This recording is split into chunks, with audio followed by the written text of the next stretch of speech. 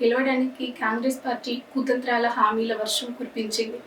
తీరా ఎన్నికల విజయం తర్వాత ఆర్థికంగా నష్టపోవడంతో హామీలను నిలబెట్టుకోవడం భారంగా మారింది. దీంతో హిమాచల్లోని కాంగ్రెస్ ప్రభుత్వం గంజాయి సాగుకు గ్రీన్ సిగ్నల్ ఇచ్చింది. గంజాయి సాగు ద్వారా 200 కోట్ల ఆదాయం వస్తుందని అంచనా.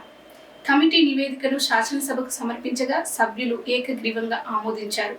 కాంగ్రెస్ పార్టీ నిర్ణయంపై భారత రాష్ట్ర సమితి వర్కింగ్ ప్రెసిడెంట్ కేటీఆర్ వ్యంగ్యాస్త్రాలు సంధించారు. గంజాయి సాగు నియంత్రణపై హిమాచల్ ప్రదేశ్ ప్రభుత్వం తీసుకున్న నిర్ణయాన్ని బీఆర్ఎస్ వర్కింగ్ ప్రెసిడెంట్ కేటీఆర్ విమర్శించారు. కాంగ్రెస్ ప్రభుత్వం హామీని అమలు చేయలేక ప్రజలతో మమేకమై గంజాయి సాగుకు సిద్ధపడ్డం దుర్మార్గమన్నారు.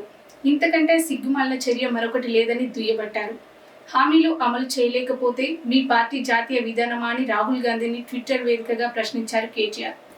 ముందుగా గంజాయిని పండించాలని నిర్ణయించుకున్న స్పీకర్, ఆర్థిక మంత్రి జగత్ సింగ్ నేగి నేతృత్వంలో శాస్త్రవేత్తలు, తోటమాలి, రాజకీయ పార్టీ ప్రతినిధులతో కమిటీని ఏర్పాటు చేశారు. ఈ కమిటీ నివేదికను కొంతకాలం క్రితం శాసనసభకు సమర్పించి ఏకగ్రీవంగా ఆమోదించారు. దీనికి ప్రతిపక్ష బీజేపీ సభ్యులు కూడా మద్దతు పలకడం గర్వనార్థం. అయితే దీనిని BRS working committee chairman KTR ఖండించారు.